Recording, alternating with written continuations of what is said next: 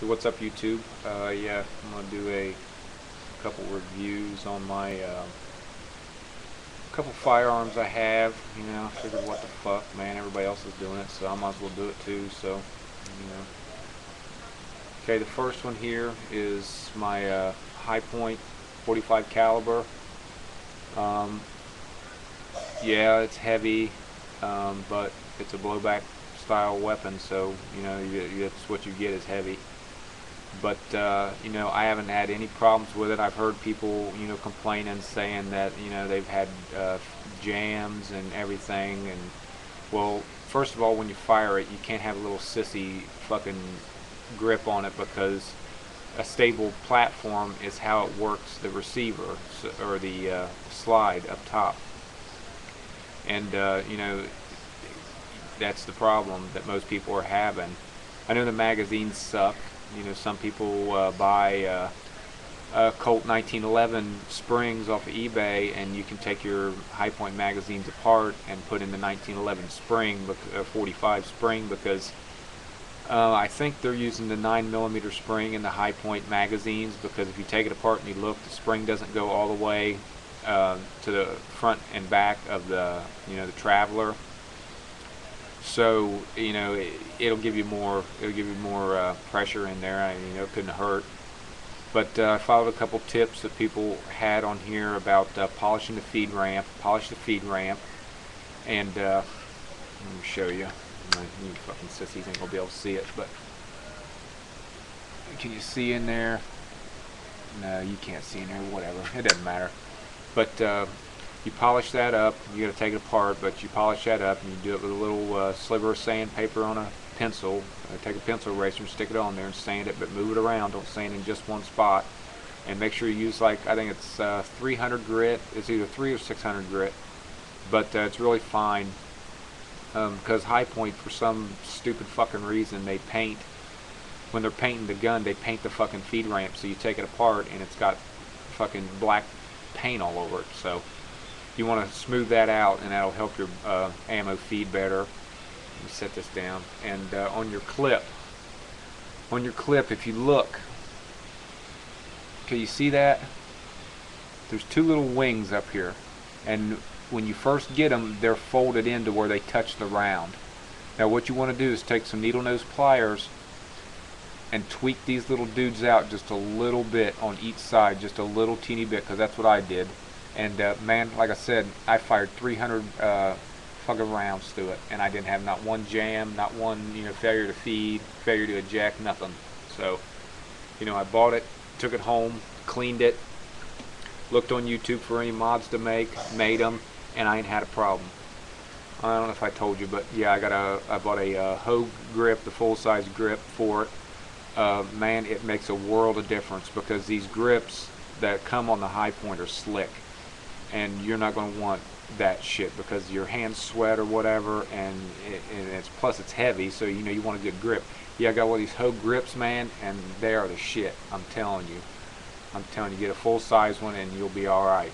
It's worth it. I think I paid, I don't know, $14 or some shit on eBay for it. And got the Fobus holster, the paddle kind. It's not bad. It's pretty solid. It's got the little tension screw right there that you can tighten the grip that the holster has on the weapon. I mean, it's not bad at all. But you gotta give it a quick jerk, because if you don't, dude, and you try to pull backwards or forwards, tilt it front and back, and try to pull that thing out, it's not gonna come out, and you're gonna look like a fucking douchebag out there trying to pull your fucking gun out of your holster, like it was the first time or something. So it's good. Loosen up that tension screw on them. And man, for what it is, and because I think I paid 25 bucks for that, or 30 bucks for that, or something. But man, I've used it, and you just gotta get used to it. Practice drawing and shit, like fucking Travis Bickle in front of the mirror, and you get used to the hang of it, because it has to come straight up and out, and it has to be a quick snap. That slow shit ain't gonna get it. So yeah, and it's fucking perfect for what I need. It's perfect. And my next weapon here, let me get it over here for you, is, I don't know if you can see this, I might have to aim it up a little bit, and you guys can check this out. It's my Mossberg 500. Got the ATI collapsible stock on it. Got frangible rounds for home defense. I'm going to blow a hole in my wall. I just want to blow a hole in the bad guys, you know what I'm saying? And it's just a regular 500. It's not an A, or it's a 500A. It's not a, fucking tactical pre-made fucking thing. I got this, bought it off a buddy for $100, and he had only fired it once or twice. It had like a 24-inch fucking hunting barrel on it. So I sawed the barrel down to legal limit, which is 18.5. So I went 18 3/4 just to be the good guy that I am. And it fires sabot rounds, fire frangible sabot slugs. They're a little more expensive, but you're gonna spare no expense. You gotta have what you want. So got a heat shield on it. For basically most reason it looks cool, but you fire some. I took it down to the range, I'd say 2 weeks ago, and your barrel gets pretty hot. So stick your hand on it, get burnt, and then where will you be? So I got that on there. I think that's ATI also. Got an AIM Sports red dot on there. It's actually it's a reflex sight. It's not a fucking red dot. I hate when people do that and call reflex sights red dots. But yeah, it's last. I mean, like I said, I fired, I don't know, maybe 53-inch slugs through it, and it's still tight right on there, not a problem. I bought the Magpul sling, the 2-in-1. I know I got a black shirt on and this shit's black, so it's not really fucking working out, but I got the Magpul 2-in-1 two-point sling, or a single point sling. It's got the little loop on it here that slides back and forth, to pull it tight to yourself when you're, running, or whatever you're doing, climbing, whatever the fuck you're doing. Fucking crazy ass motherfuckers.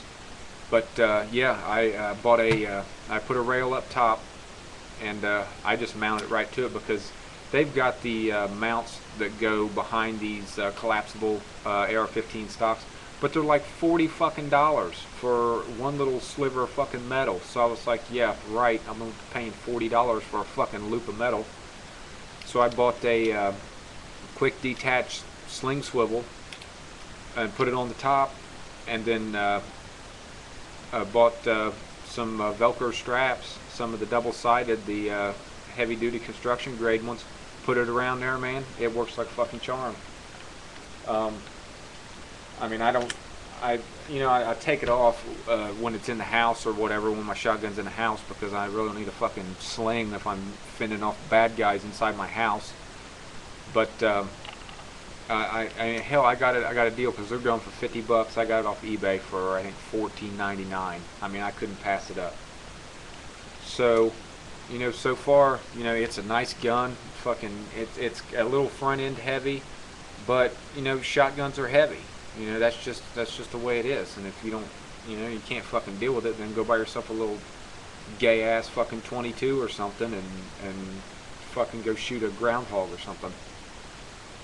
So it's not bad. And okay, let's say it's not loaded. We'll say that, just so whatever. I hate people fucking do that. And we've got to make sure your gun's not loaded. That's bad safety habit, and obviously you're a dumbass. Well, fucking eat a dick, dude. I know what the fuck I'm doing. I don't need you, some fucking asswipe from God knows where, telling me what I need to fucking do in my own house. Fucking ass bag. Yeah, I had a flashlight that had a pressure switch on it. Oh, I didn't even tell you. I got a UTG, it's called a low profile vertical grip, and it's all aluminum. It's a lot better than the plastic ones that they sell. Don't buy one, they're fucking trash. My flashlight, I had one, a Nebo, that has a laser in it, and it's a laser and a LED flashlight, but it was mounted to that plastic fucking foregrip, and it just wasn't worth it. So it blew off after about three or four shots of 3-inch shells. So I got rid of it and got this one. This one seems to be all right. The flashlight, look, it's bright. Look, it's not. Look, it's bright. Look, it's not. Okay, yeah, whatever. It's nice rubberized flashlight, small. I'm going to get an offset to mount on my rail there to hold it over to the side so I can hit it with my thumb. So yeah, and these fore ends on these after 2006 model Mossberg 500s, your fore end doesn't have a slide tube underneath the fore end. So if you're going to buy any of those aftermarket fore ends or anything, make sure that you take your fucking gun apart, take the fore end off, and look and see if you have a tube in there, a slide tube. Because if you don't, you're going to get your fucking fore end and it ain't going to fit, and you have to go spend like 40 or 50 bucks on a slide tube. So if it's after 2006, you know, just take your fucking fore end off and look at it before you fucking buy shit. But I just took my fore end off, put a fucking rail on the bottom of it, drilled 2 holes or 4 holes, put a fucking rail on it, put some Loctite on it, good to go. Got a fucking mount, and I think the rail cost me fucking 10 bucks or something. So here it is, a fucking home protection unit right here. So bad guys, go fuck with somebody else. And anybody that likes my video, that's cool, man. Just leave me a message or comment or something. And anybody wants to tell me some bullshit, you go right ahead, because I love assholes. I love it. I love stupid fucking comments and picking people apart, because I'm bound to say something about your mom. I really am. I'm bound to say something about your fucking mom, or if your sister's retarded, it's fair game, dude. So take it easy, and hope to hear from you later, fuck faces.